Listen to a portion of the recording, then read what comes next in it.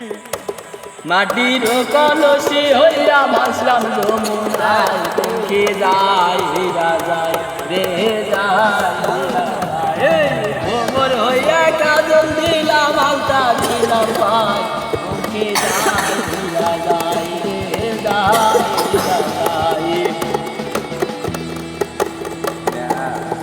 বলি ভাই রে ভাই ভুলে যায় আজব এক ঘটনা, আর সাত খেলায় সাপুরের কন্যা নামেতে নীলুফার, নীলুফার বয়স 16, নীলুফার বয়স 16, হাতে ছিল প্লাস্টিকের ছুরি, আর গলায় ছিল ফুটের মালা, পরনে লাল শাড়ি, পরম কাঁচা সোনা,